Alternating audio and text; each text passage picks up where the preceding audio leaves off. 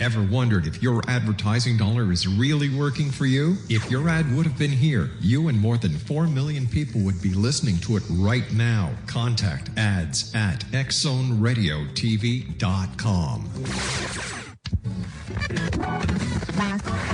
All Hit Radio.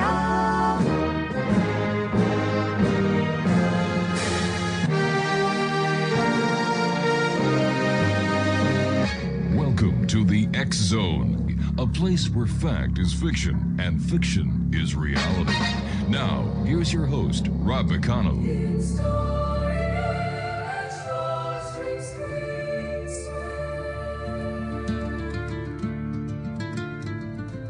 In a world where shadows dance and dreams take flight through the veil of reality into the night, Rob McConnell leads the way, a beacon so bright. With over 35 years, he ignites the light. A voice from the north where whispers are bold, stories untold in the echoes of old. Fact meets fiction in this realm of delight, in the X Zone where dark turns to bright. Welcome to the X Zone, believe and be free, a sanctuary for truth that dare to be seen, where the line between realms gently blurs, in a symphony of voices the mind stirs, with Rob McConnell stories unfold, tales of the unknown that shimmer like gold. And welcome back to the X Zone, everyone. My name is Rob McConnell, and we're coming to you from our broadcast center and studios in St. Catharines, Ontario, Canada. And you're listening to us on the CanCom Broadcast Network. If you'd like to send me an email, xzone@xzoneradiotv.com, on all social media sites, Xzone Radio TV. And on, if you're, no matter where you are around the world, our good friends at Classic 1220, CFAJ, AM are good enough to not only carry our show in the first 2 hours, but they're also good enough to stream us worldwide at classic1220.ca. Wow, what a day it's been. Moon mission completed. What a great mission this was. Perfect in every way, and it's so nice to have our astronauts back, and our Canadian astronaut, Mr. Henson. Glad you're back with us safe and sound, as the other 3 American astronauts are safe and sound as well. It was a perfect picture landing as they went from 25,000 miles an hour to when they hit the Pacific Ocean off the coast of California at 20 miles an hour. Wow. Looks like we're going to be going back to the moon again soon, people. So to NASA, the Canadian Space Agency, and all the other people who had their part in this wonderful lunar mission, congratulations, and thank you for bringing our people home safe and sound. X-Zone Nation, my first guest tonight is a lady we've had on the show before. Her name is Sande Hart, and she is a mother and grandmother from Southern California. She is an award-winning author of the Liminal Odyssey, The Alchemical Power of the Spaces in Between, and a leader in the field of women's empowerment and community building. She is the founding president of the Global Women's Village, established in 2001, committed to the concept of archetypal identity of women, known as a woman whose future, today known as a woman who futures a new paradigm. Joining me now is Sande Hart. Her website, sandehart.com, SandeHart.com. And Sande, welcome back to the X Zone. I'm delighted to be here. Thank you for that introduction. Oh, well, thank you for being with us. What is new in the world of Sande Hart and all the great work you're doing? Oh, my gosh. What a great time to be alive. I mean, it doesn't mean that there isn't astronomical chaos. And I am in the United States, as you mentioned, so I know a thing or two about chaos here. And then you just look up and you see what science just manifested, what man just manifested, and what our 2 countries just manifested. So it's hard to, not mention that. What an extraordinary, like you said, what a perfect, a perfect landing, but also an entirely perfect mission. when we knew what we were doing. We were set on our vision. And that's what's new with me. I'm getting more and more clear on my vision, and I'm listening carefully to what wants to happen and featuring a new paradigm. Well, let me ask you this, Sandy. What do you think of all the mounting chaos and disequilibrium in our world, largely instigated by the United States? What does this mean to society as a whole? Yeah, it's what I consider the thrashing tale of the dying dinosaur. When a beast of any size is dying, an animal of any size is dying, it's going to thrash. It's going to hold on to every power it has. And what power is being, which is what is fading away right now for a number of different reasons, is the degree of hierarchy, the degree of a system of patriarchy, a system of domination that this country has actually thrived on, and not in the best way, since our origin story. And it's always been there. It's always been in the underbelly. But something's got to give. Whether it's we're as a human race, we're evolving. The world is speeding up. Technology is speeding up. We're getting, our minds are getting bigger. We're thinking faster. We have no choice because technology is coming at us so fast. And then the tensions of the world, that are brought about by this decaying system that is falling apart. It never really did work for us, but we were very good at making it look like it did and staying comfortable in that space. And that shows up in over-consumerism, in the language we use, in the division that's so possible, and ultimately in the fragility of our country here in the United States. And boy, has it really shown us how very fragile democracy is here.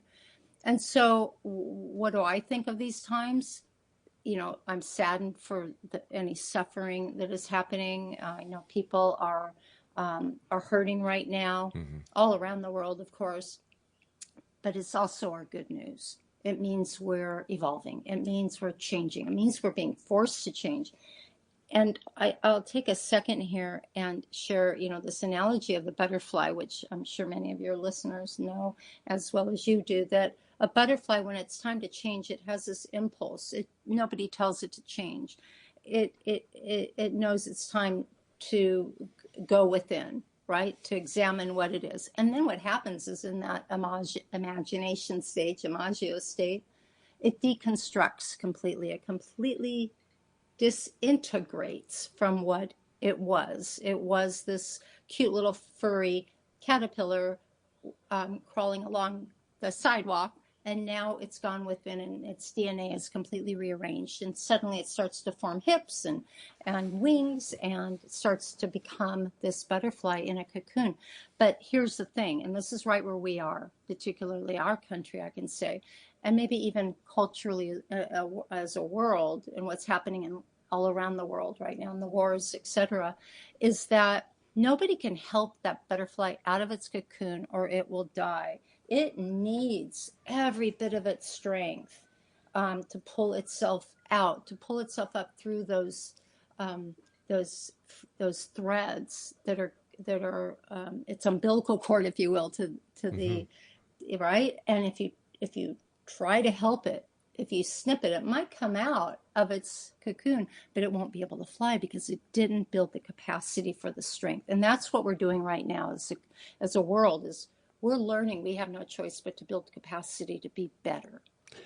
I love the way you put that, and it's a great visual. What I see is not only the problems that are being reported by the media, but it looks like we're playing deflection all the time. For example, we get close to the Epstein files. There's something else that... Oh, for goodness sake, Craig, I didn't mean... Let's not do that sad song right now. No. Yeah, all right, I'll get off. I'm going to cry. Yeah. Me too. There's always this deflection. As soon as we start getting close to getting the Epstein files in front of Congress or the Senate, something happens and all the attention is taken away. And then we get rid of this crisis and we get back to the Epstein files or some other very important matter that has to be taken to task, and something else comes up. It's always deflection. I just wish that we'd be able to start something and finish it. So we'd be able to get to the bottom of things and get things accomplished. Well, it's all part of the same thread. It all shares the same root ball of that system, right? And by the way, the Epstein, the wars and all of the destruction that's happening, namely in the name of this administration, is manufactured.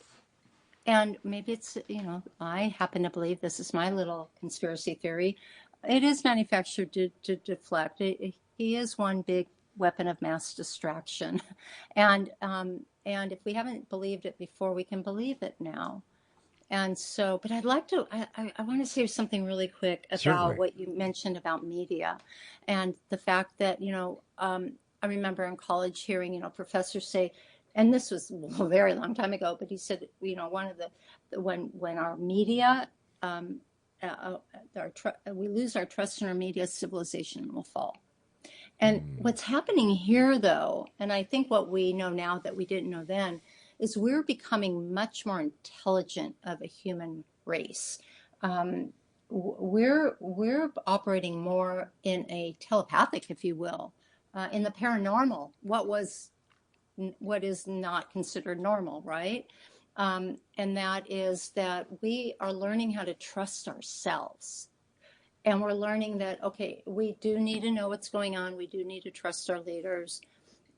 Yet we also have a built-in GPS system, right? And that's our role right now as a human race, is to dial into that and get to know who we are and remove the wheat from the chaff and do our work so we can prepare and show up. That's what it means to future a new paradigm.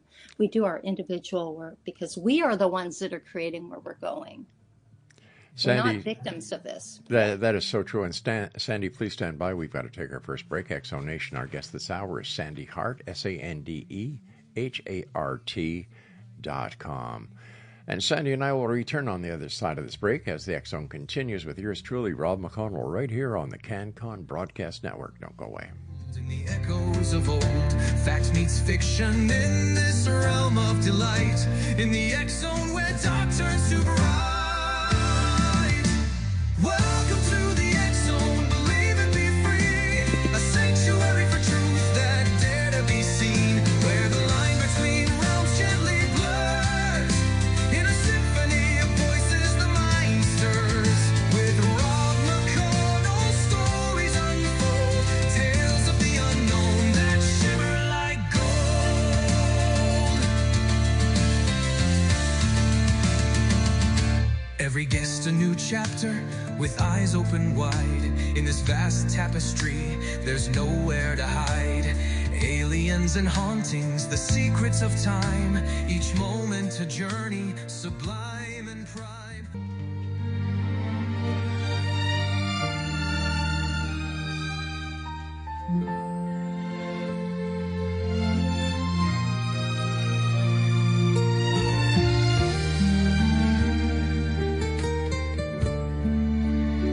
Somewhere out there, a light's gone dim. A chair sits empty, the world feels thin. A mother's voice that should be near is now just silence filled with fear. The days grow longer, the nights grow cold. Questions unanswered, prayers unfold. A family waits through endless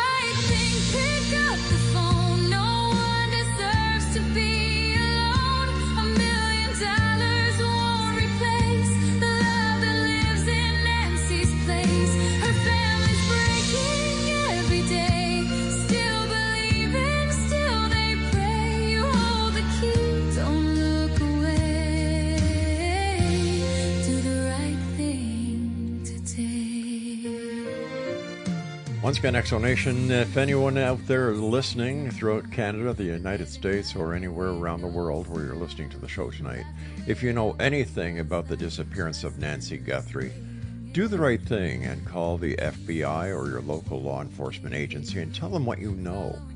No clue is too small. No hunch is too small. Do the right thing. Give them a call.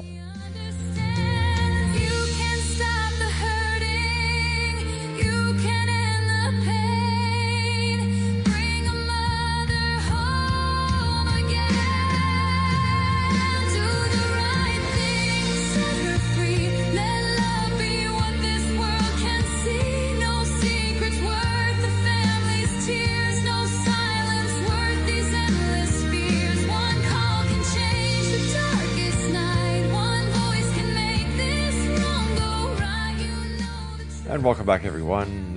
Once again, do the right thing. If you know anything about the disappearance of Nancy Guthrie, give the local police department a call. Call the FBI. Be part of the solution instead of being part of the problem. Sande Hart is my guest, SandeHart.com. Sande, you say humanity is on the growing edge of an upward spiral. Now, what do you think is the most important thing to remember during this evolutionary time, since we're not butterflies? Yeah, thank you. That's a great question. So the growing edge is the place between where we are today and the world that we are creating, right? We're stretching, we're getting more and more creative. And the most important thing we could do right now is, like I said before the break, is to really get to know thyself, right? Do a little self-realization and make sure that what we are co-creating together is in its highest integrity, because we sure don't want to bring any baggage into the future. And Thich Nhat Hanh said, the Vietnamese guru, he said, the next guru will be the Sangha, the community, the mass, the critical mass. And it makes such perfect sense, because culture is nothing more than a collective agreement by everybody in it. And it's how we move together. It's the rhythm and the rules and the languages we use together in a civilization. And so that's changing. And like I said earlier, the ways that we have been don't work for us. They never really did, but they're becoming more and more evident that they're not good for us now. Our planet has been suffering. We've been getting signals from our planet for decades, if not longer. But we're comfortable, we're convenient, we're a little spoiled, and we haven't been forced to the edge. We are at the edge. So the most important thing we could do right now is to reckon with our role and responsibility and our privilege. We're like those astronauts, right? We're heading into the new frontier. No, we don't know where we're going, but we know we're on our way. They knew where they were going, and they had a lot of support behind them. We are creating this as we go. It's that simple. You have an invention, invent it. You have a creative spark that you've talked yourself out of. Stop that. Give it a try. Yeah. And so that's the most valuable thing that we could do for our planet right now, is to show up in our integrity. What would you say the biggest indicator that we are evolving at a dramatic pace right now is? Partly what on one hand, it's the destruction, the falling apart, the disintegration, the disequilibrium. And then yet we see people are finding each other. There's this awakening that is becoming more and more normalized. We're using different language. We're losing we're losing patience with the things that don't work. Again, we're especially in the last, I wouldn't say 10 years here in this country, especially the last couple of weeks or month in this country, we have been forced to find another way, to look at things differently, to question, wow, what was my role in what's going on there?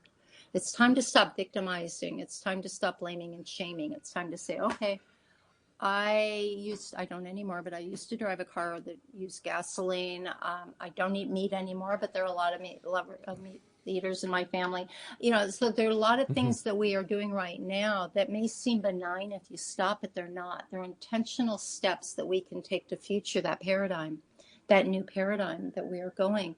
And we can create that. And so to answer your question, we are seeing that seed fall apart, that seed that's laying in the darkness fall apart. And it is dark, right? It is hard to watch, but it's disintegrating. And yet we can see this new green growth coming out, peeking out through the soil. And we don't know what that's going to look like. But again, we are its sacred gardener. And that's a gift to be in service to that. And that requires us to show up in our integrity. Sande Hart is our guest, www.sandehart.com. Sande, in your book, The Liminal Odyssey, you refer to the sacred art of listening as an invitation to be open to new pathways for understanding and reverence for what is in front of us. Why is this so important to remember right now, especially right now? Listening is the greatest skill that we could practice and build capacity for. Not only listening to others.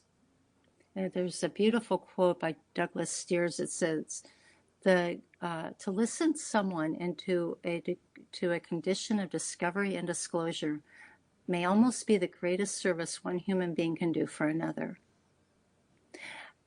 And the idea that we are truly listening is also a gift for ourselves.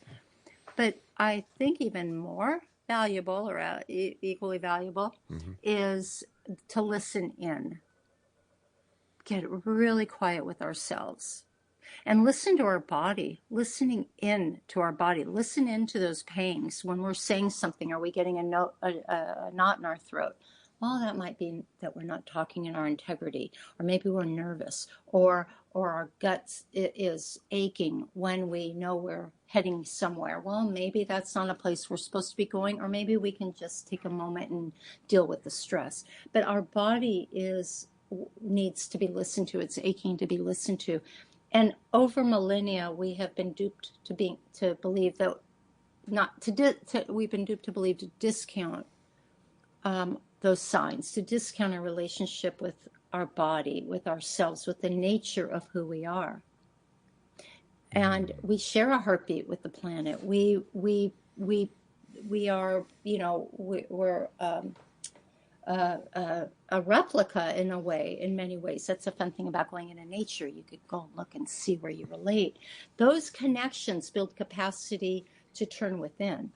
So building capacity of the sacred art of listening takes practice. There is a half a chapter in my book about how to do that. I used to teach a course on this and on the sacred art of listening, and present it all around the world because, and by the way, there's a listening association that tens of thousands of people go to their seminars every year. I mean, I was surprised to know that this was such a big industry, but it's so needed right now. So listen in.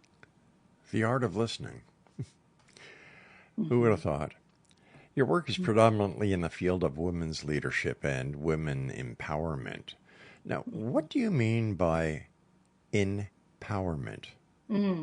Yeah, there's a sign of the changing times. A lot of new words are emerging, and because to truly be in our integrity and say really what we mean and mean what we say, empowerment is one of those words, as well as repowerment. I don't like empowerment. Empowerment sounds empirical. It sounds like top down. I'm doing something for you. No, Right. When you're empowering someone, you're helping them find that within themselves. You're guiding them to themselves. You're inviting them back to themselves. And that's what empowerment means. Repowerment is about repowering, but empowerment is, I think, the greatest gift we can do. And that also happens when you listen someone into a condition of discovery and disclosure. They find their power. They find their answers. They find their truth. They learn to trust. They learn to trust themselves. And that's really a beautiful thing. Yeah. This is a strange time. So, in your opinion, based on your experience and the work you've done over the years, we're in the cocoon stage of evolution to our next level? I think we're climbing out. That's I good. think we're mustering all we got. And I can be in 3 places in one day, right? Yeah. I can be in the cocoon. I could be struggling like with all my might to get through this. And I could feel free as a bird or a butterfly. Yeah. And so, but as a society, I would say we are definitely in the climbing out stage. We're almost there, I think. I think we're closer than we think. I hope so. As long as somebody that I know that looks very orange doesn't put his finger on the suitcase nuclear button, we'll be okay. Stand by, Sandy. We've got to take our break at the bottom of the hour. In Exonation, Sande Hart is my very special guest. SandeHart.com and on Facebook /SandeHart. I'm Rob McConnell. This is the X Zone, and you're listening to us around the world on the CanCon Broadcast Network, streaming at classic1220.ca. Be near is now just silence filled with fear. The days grow longer, the nights grow cold. Questions unanswered, prayers unfold. A family waits through endless pain, hoping to hold her once again. If you know something, if you see the truth.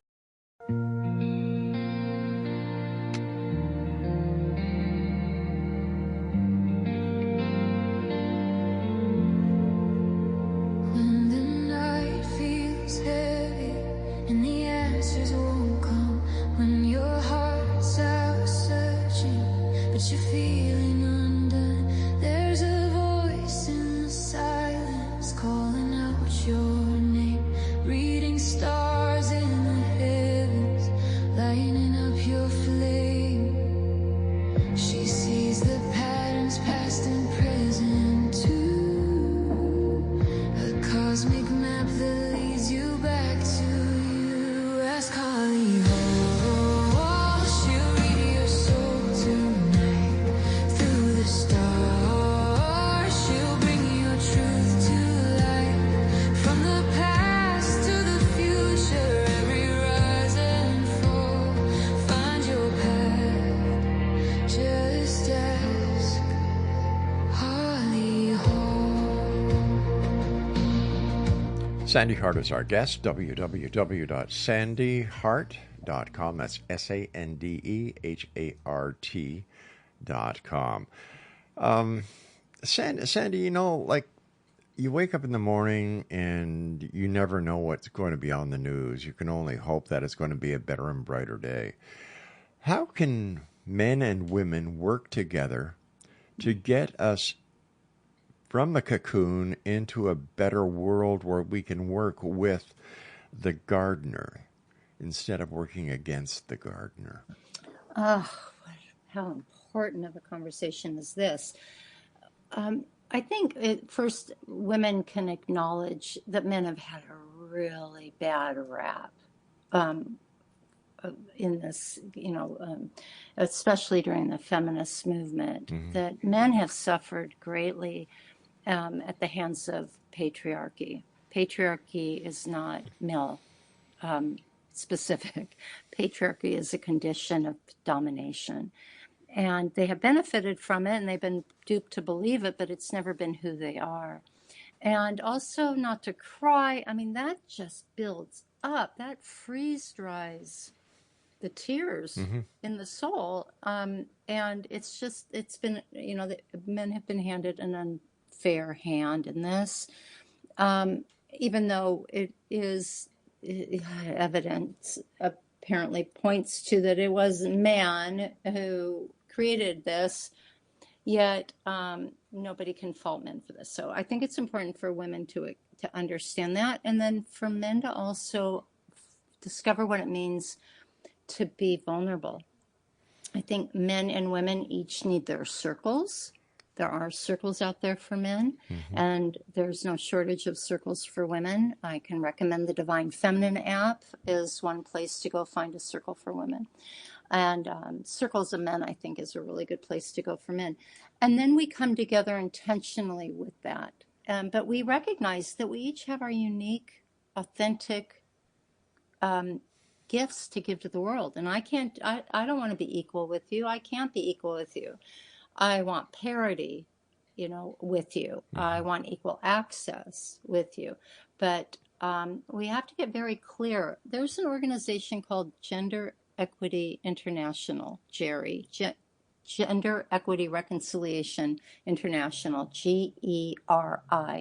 Phenomenal. These two, Willa and Cynthia Keepin, are dear friends. And this is a global organization that's been at this work for a long time. And I think that's a good place to start because this is relatively a new topic, what you bring up. You really are on the growing edge here. Thank you. No, it's I who thank you, because I agree with you that there's nothing wrong with a man crying. There's nothing wrong with a man showing his feelings. Yes, men are strong, but so are women.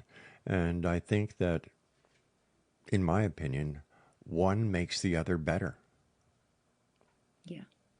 In your opinion, what do you think the role of men during these times should be? To do their work. Our work as women is to do our work, and the men have their work to do. And there's some reckoning to do. And to find those circles, to find those groups, to do some in a safe place, do some self-realization if you don't feel safe doing it out loud. And that's understandable. The most important thing men can do, I think, is to recognize that we need each other. And more women, women in my circles know this, but I know that there's a lot of women who are still holding a grudge. And it's not serving us to do that, to find each other and to find our circles and to do our individual work, which is the same as anything I would say to anybody about anything is do our work, start with our work. It's our responsibility, and that's all we can do. And then we change our mind when we do our work, and then we change our behavior, and then our habits change, and then we just start living. We start living and leading a new worldview. With everything that is happening today with the transgenders, the LGBTQWXYZMOUSE, how do we as a society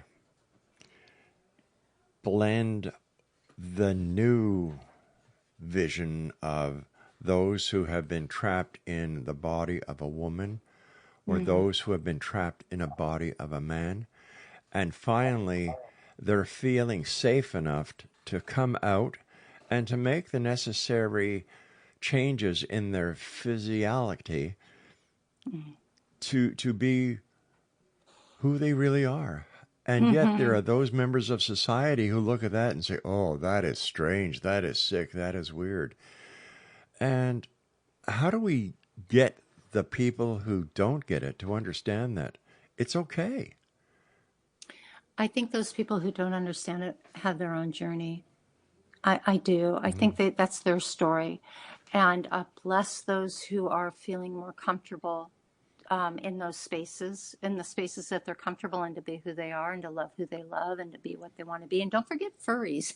Furries, I did some research on furries. That's a whole nother subculture that isn't what we think it is. So I think it's time to start questioning assumptions. That's one of the pillars of this work that we're doing at the Global Women's Village, questioning assumptions about what we think is right, what we think is wrong, what we think is normal. And it's time to get paranormal here. It's time to question those facts, right? And turn that fiction into reality. And that fiction we get to create. So I really do think it's, gosh, it's such a shame. I just feel bad for people who don't, who are, who judge so harshly. And by the way, I can go out wearing the wrong pair of pants and shoes, and I could be looked at as weird and crazy or fat or whatever. So you can't please everybody. You have to please yourself, as long Exactly. as you're not doing harm. Yeah. Exactly. Um, Tell us more about this new archetype that you and your team have identified, a woman who futures a new paradigm. Yeah. So a woman who features a new paradigm is a woman who lives and leads on that growing edge. She has done her work. She knows that it's her role and responsibility, and she also knows that to heal the world. And Hmm. she also knows that women are good medicine. And we are what's missing from the world. We want to know why the world isn't working because there isn't that equilibrium with women and what women bring, and we bring good medicine. And she stretches the edges of the meaning of her role and responsibility in the world. And it's beyond a recognition. And that is what, required us to give her a new identity, a new archetypal identity. And her existence in our narrative invites this new paradigm, and it also applies to every woman, no matter what her role is in an organization, a business, or family relationships. Um, um, there's no blaming. Again, there's no blaming, shaming, victimizing. She knows who she is. She pulls her shoulders back. She picks up her staff, and she just says, "Come to mother. Let's love this place back into wholeness." That's what a woman who futures a new paradigm is. Just looking back in time, Sandy, what first inspired you to dedicate your life to women's empowerment and the interfaith collaboration? I don't know. It's the honest answer. The morning of 9/11, Hmm. I woke up and heard "Gather Women." And I went to bed the night before as the director of sales and marketing for a home builder. And I was, living a charmed life, and a soccer mom and a basketball mom, and my kids were in middle school, and and living in suburbia. And I'm like, okay, yes, I'll gather women, but what am I supposed to do with them once I get them? And I just said yes, and that was the first time that I learned how to get out of my own way. And I became fascinated with women. And along the way, it instinctually came to me that um, that we are that medicine, that we something has been missing. I'm only now able to say that, in this, this era in my life, I'm only able to say that now. But then it was this feeling that I just kept chasing. I just kept saying yes to. I kept following. I kept gathering the women. I kept doing community work. I kept going out into the world. And at the time, like, interfaith Hmm. reconciliation was really a necessity. And we were the mother, and this organization I formed, we became the mothers of our community. We were the voice of reason. We were the voice of calm. We were the voice that was invited to universities and different places of worship to sit on panels and present our work throughout the whole county, and then ultimately the country, and then the world. And because what we were really on to was the essence of who women are, and what is our highest and deepest belief system, and what is it that we bring to the world. That's fascinating to me. Women are fascinating to me. We're complex, we're complicated, we're delightful, we're beautiful, we're there. We're closer to sensuality, Hmm. and as we get older, um, and you know, and we go through these stages of maiden, mother, and crone, and we bleed like Mother Earth. We are in alignment with the cosmos and the moon. It's just a really juicy subject that I didn't expect you to ask, so I probably could have been more prepared for it. But that was as honest as I can be. That's all I ask for is honesty. Yeah. And of course, without a woman, there would never be a man. Oh, of course, of course. We birthed Hmm. civilization. We owe it to ourselves to own that. Sandy, stand by. We've got to take our final break. And Exo Nation, if you'd like to find out more about our guest tonight, please visit our website, sandehart.com. That's SANDEHART.com. And on Facebook, facebook.com/SANDE.HART. I'll be back with Sandy on the other side of this break as we wrap up this hour here in the X Zone with yours truly, Rob McConnell, from our broadcast center and studios in St. Catharines, Ontario, Canada. And you're listening to us around the world on the CanCom Broadcast Network, streaming on classic1220.ca. A cosmic map that leads you back to you. Ask Holly Hall. She'll read your soul tonight through the stars. She'll bring your truth to light. From the past to the future, every rise and fall. Find your path. Just ask Holly Hall.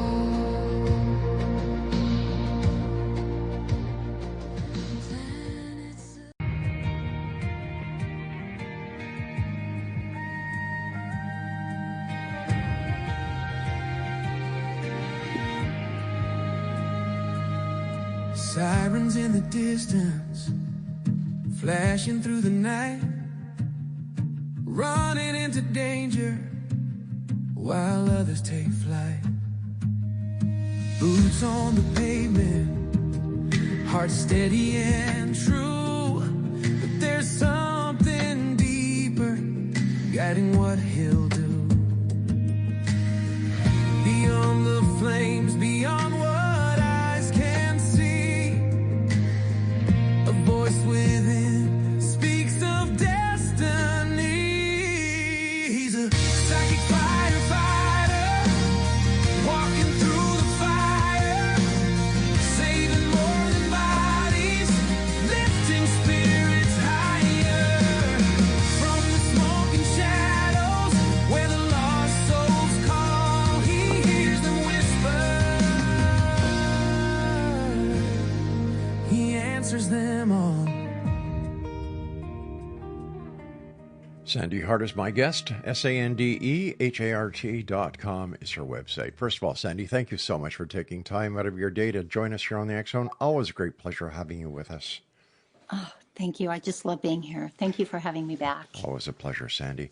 Sandy, the awakening that you had, do you find that women around the world also had this awakening and that it was like time to come out of your cocoons, ladies? Absolutely. And I know that to be true because I talk to women all day long. It's that tension. It's a creative tension. It's a tension that's begging for our attention. And women are the first to respond when the baby cries, generally. Sorry to sound sexist there, but that it's our biological innate imperative to respond to the pain and the suffering of our children, and being the mothers of this planet, those who create and co-create the creatrix of life. Of course, we feel every pain. And so, yeah, women are showing up, and we're finding each other too. We're finding each other. We're calling each other to one another. We're making sure there's connections being made left and right. In a day, I can have 4 new introductions. It's not unusual right now what's happening. And I was just talking to somebody about this, that, it's things are speeding up so radically that one of those things is that connection. And we're finding each other in different frequencies too, I think. I think we're resonating with each other. I think when my frequency rises to the level of love and care and nurturing and caregiving, other women rise. It's like the boat, right? Raising everyone's boat. And we do that for each other. And we find each other that way because now we can all see each other above the tide. How can people today learn to embrace uncertainty instead of fearing it? Well, fear is a big one. I have a chapter on fear, actually. Fear is interesting because fear is, it's our birthright. Mm-hmm. It's what we have to keep us alive and safe. Yet it's too easy to fall into fear, and fear usually is a practice, right? So we can also practice our way out of fear. We can learn to trust. We can learn to accept. We can learn, replacing fear with curiosity. It's really hard to be afraid of something when you're curious about it. And so when you replace fear with curiosity, you not only you're changing your mind, you're shifting your mind, you're shifting your focus. It's like, why am I afraid of that? Or I wonder what that story is over there that I'm afraid of, or the condition of the world. You can't change it, that never worked for me, by the way. When someone said you can't change the future, why worry about it? Because I'm a mother of 2 and a grandmother of 3. Of course I worry.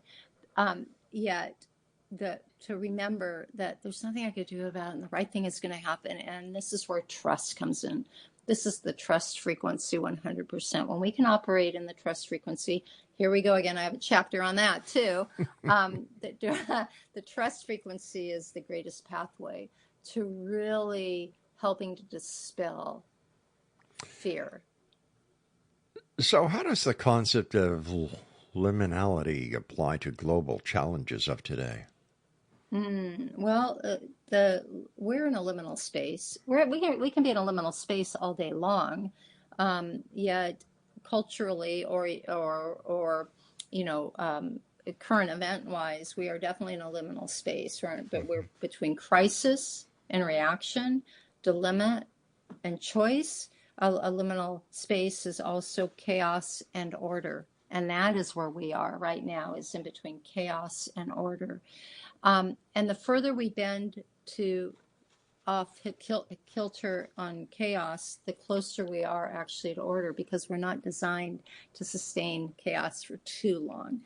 And so the Liminal Odyssey invites us to operate in that curiosity, to look around while you're in that space and go, okay, what's my role here? What's my responsibility here to that culture that I want to see, and keep our focus there, keep it on the other side of over the edge of the growing edge, and being in the Liminal Odyssey right now, recognizing we're in an Odyssey, and start doing our work, and knowing, because when you're in a liminal space, you know that you're eventually going to get out of it, and so that brings a little comfort. Right? And then remember, we have our work to do here. It's not the space, it's what we do in it. Sande, you've worn many hats over the years: author, activist, leader. How do you define your core purpose? Oh, wow. Stump the guest. I didn't mean to stump you. Love and be loved. I would say love and be loved. That's easy for me to say. Create wildly. I am a hopeless creator, and live on the growing edge. If the box doesn't work, find a circle. I'll blow open the doors. I think that's me. I think that's what my core purpose here is: to love and be loved, and along the way, create which might be of service to the world. You've also described yourself as a social artist. Now, what does that mean? I started thinking about what an artist does, and an artist paints, and I just love people. So I love to get people all over me. And so I just love to play with people and their creativity. I love to collaborate. I love to cooperate with people. I love to share ideas, and then again, create together. I don't like to do any projects really alone. I like to write alone. But other than that, I really love to create with other people. So social artist is basically looking around and seeing, I've got a room full of others here that are just talented in every way that I'm not. And complimentary or not even complimentary, but have something to add or challenge me or what have you. That's what a social artist does. They know they're part of the whole, and we can play together and create and learn and grow together, honoring our differences and our uniqueness. But again, I just love to get people all over me. If you could change one thing about the world of today, what would it be, Sandy? That we all take a breath and see what those astronauts saw. The Earth, this beautiful planet, this marble that's spinning 400,000 miles or spiraling 400,000 miles around the galaxy right now. And we think we are so important, and we are. We're important, but we keep in balance with what really matters. And what really matters is to share humanity, to know we need each other, how much better we are together, and to love and be loved. I love that. And my final question for you tonight, my friend, is what message do you want to leave with listeners who are searching for the meaning and their own direction? Take some time and listen in. Listen in. What is your body telling you? What is that one thing you haven't done? Maybe you're already doing it. Maybe you could do it with more people. Now is the time. Right now, we all have a sacred responsibility to show up in the world with what we have, with our unique, God-gifted talent, skills, passions. Show up with that. No one else has that but you, and that's what the world needs right now. I think we'll solve this big problem when we all do that. I think that each one of us has a piece of the jigsaw puzzle to life in our pockets. And what we need to do is we need to go to a table, take out our piece, put it on the table, and with everyone else at the table, put that jigsaw puzzle together. And I think that we will one day realize that we can't do it alone, that we need each other. And that's why when the astronauts were zooming back towards Earth, they saw this little blue planet. And they saw a single planet that had all these people on it. And that's what we are. We're not spread out all over the universe. We're here on this little planet, and we have the ability to go forward, but we need to work with each other. And that's how I see it. Oh, and that's such a beautiful picture that you drew with the jigsaw puzzle. When you lay down your piece, you are then a social artist. Beautiful. I'm going to use that. Go right ahead. Thank you. Congratulations on your book. Where is your book available for our listeners? At sandehart.com or wherever you can get your book online. But speaking of over-consumerism, buy it from me if you're in the United States, or Barnes & Noble online is good too. Wherever you get your books online, you can find it there. In the United States, come to me. I'll drop a little gift in there for you. Oh, what a lady. What a lady. Sandy, are you going to be out doing any lectures, any TED movements in the near future? Right now, I am so married to this book I'm finishing on women who future a new paradigm. And it's a different kind of book. It's actually a new genre. Speaking of creating something new, it's something new. But I can't really say much more about it, but I am really excited about that. So I dare not leave my house. Well, when you do have it published, please come back and talk to us about it. But I want to thank you again for your time, continued success, and thank you, Sande Hart, for being there. Rob, it's such a joy to be with you. Thank you so much. Have a nice evening, my friend. And X-Zone Nation, if you'd like to find out more about our guest this hour, Sande Hart, visit sandehart.com. That's SANDEHART.com. And on Facebook, facebook.com/SANDE.HART. I'll be back on the other side of this break as the X-Zone continues on the CanCon Broadcast Network and streaming around the world on classic1220.ca. Walking through